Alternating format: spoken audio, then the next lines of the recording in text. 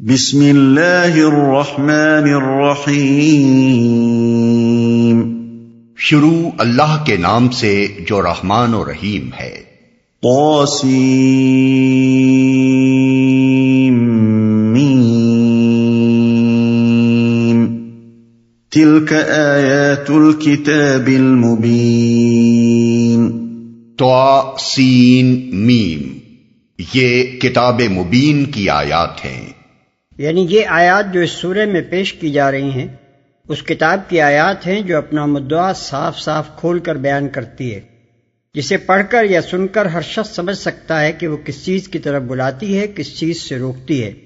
کسے حق کہتی ہے اور کسے باطل قرار دیتی ہے۔ ماننا یا نہ ماننا الگ بات ہے، مگر کوئی شخص یہ بہانہ کبھی نہیں بنا سکتا کہ اس کتاب کی تعلیم اس کی سمجھ میں نہیں آئی، اور وہ اس سے یہ معلوم ہی نہ کر سکا کہ وہ اس کو کیا چیز چھوڑنے اور کیا اختیار کرنے کی دعوت دے رہی ہے۔ قرآن کو الکتاب المبین کہنے کا ایک دوسرا مفہوم بھی ہے، اور وہ یہ کہ اس کا کتاب الہی ہونا ظاہر و باہر ہے۔ اس کی زبان، اس کا بیان، اس کے مضامین، اس کے پیش کردہ حقائق اور اس کے حالات نزول سب کے سب صاف صاف دلالت کر رہے ہیں کہ یہ خداوند عالم ہی کی کتاب ہے۔ اس لحاظ سے ہر فقرہ جو اس کتاب میں آیا ہے ایک نشانی اور ایک معجزہ یعنی آیت ہے۔ کوئی شخص عقل و خرد سے کام لے تو اسے محمد صلی اللہ علیہ وسلم کی نبوت کا یقین کرنے کے لیے کسی اور نشانی کی حاجت نہیں۔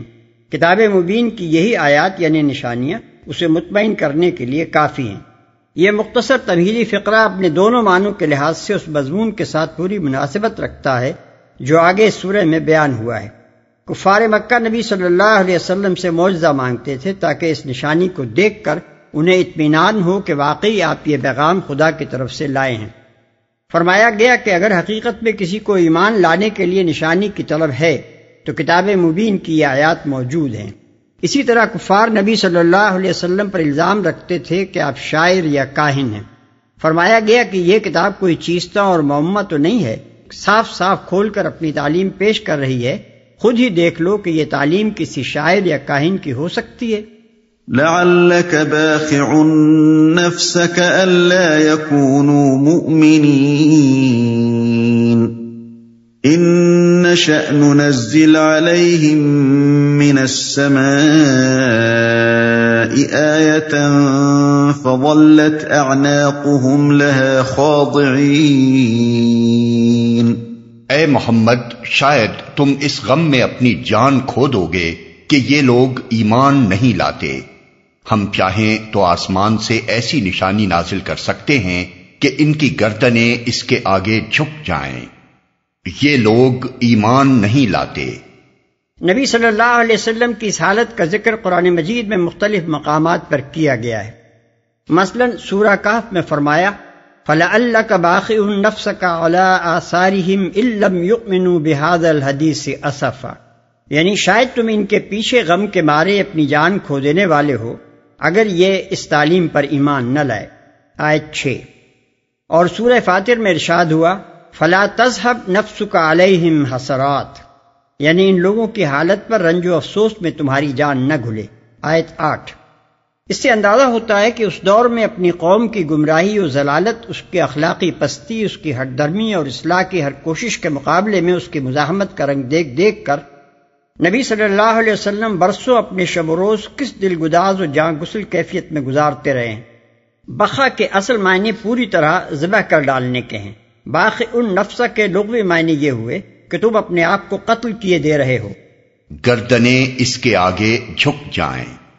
یعنی کوئی ایسی نشانی نازل کر دینا جو تمام کفار کو ایمان و طاعت کی روش اختیار کرنے پر مجبور کر دے، اللہ تعالیٰ کے لیے کچھ بھی مشکل نہیں ہے۔ اگر وہ ایسا نہیں کرتا تو اس کی وجہ یہ نہیں ہے کہ یہ کام اس کی قدرت سے باہر ہے،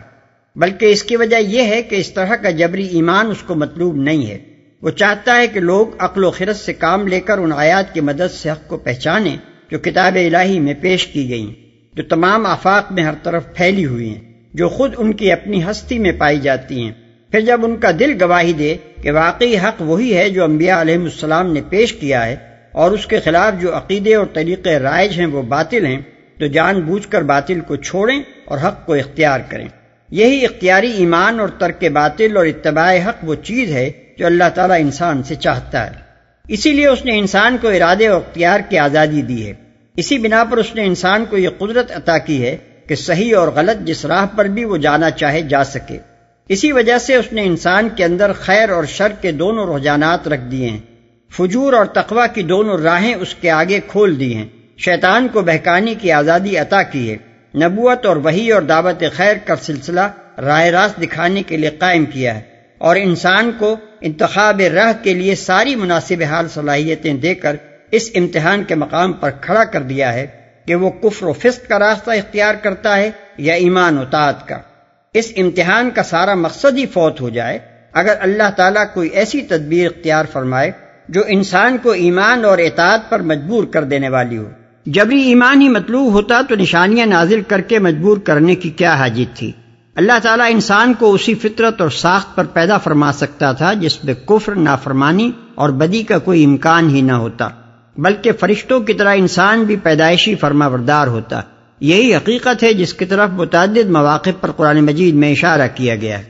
مثلا فرمایا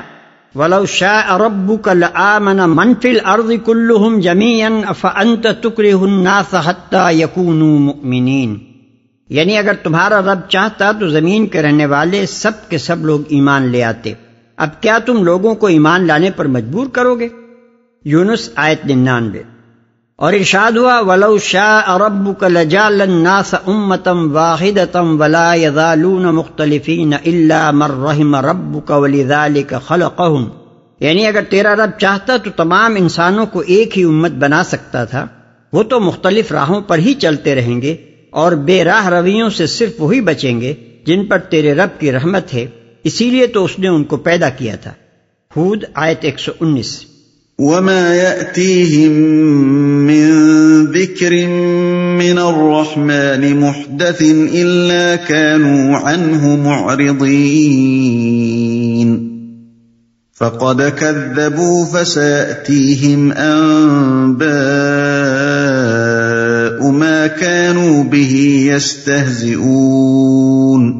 ان لوگوں کے پاس رحمان کی طرف سے جو نئی نصیحت بھی آتی ہے یہ اس سے منہ موڑ لیتے ہیں، اب کہ یہ جھٹلا چکے ہیں، ان قریب ان کو اس چیز کی حقیقت مختلف طریقوں سے معلوم ہو جائے گی جس کا یہ مذاق اڑاتے رہے ہیں۔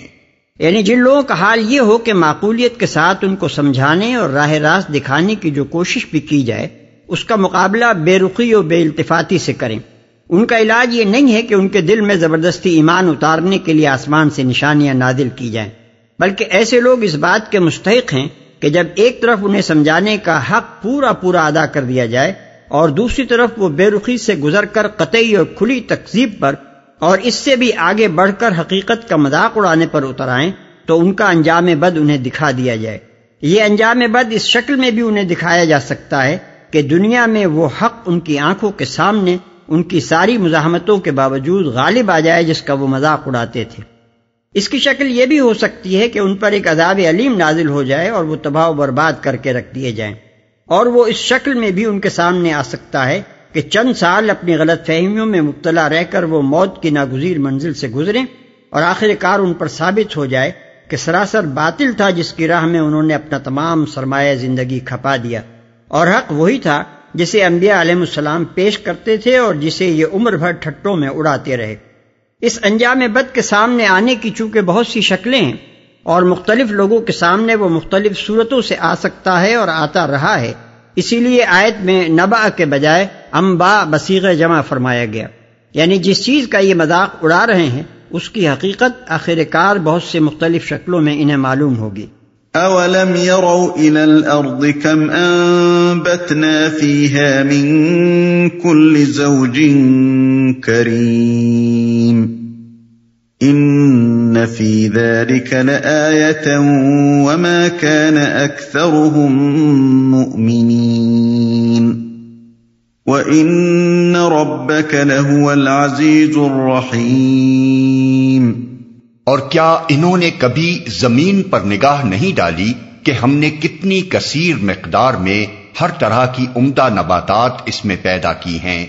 یقیناً اس میں ایک نشانی ہے، مگر ان میں سے اکثر ماننے والے نہیں، اور حقیقت یہ ہے کہ تیرا رب زبردست بھی ہے اور رحیم بھی۔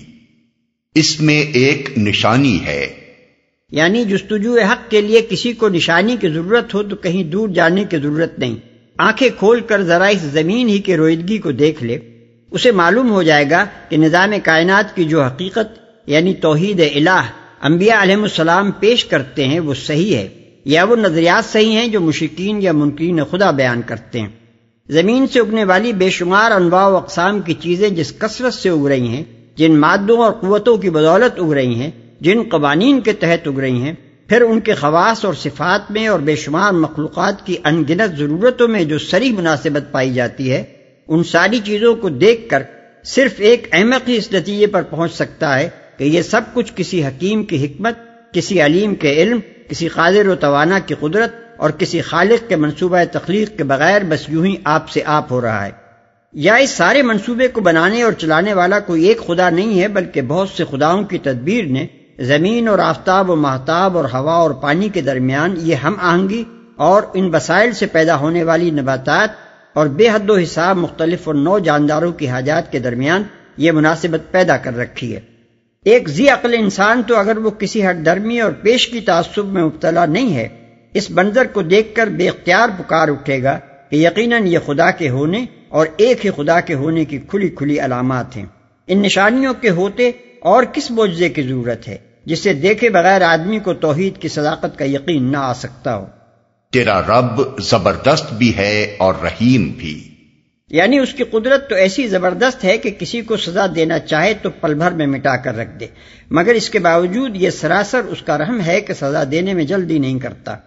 برسوں اور صدیوں ڈھیل دیتا ہے، سوچنے اور سمجھنے اور سنبھلنے کی مہلت دیے جاتا ہے، اور عمر بھر کی نافرمانیوں کو ایک توبہ پر معاف کر دینے کے لیے تیار رہتا ہے۔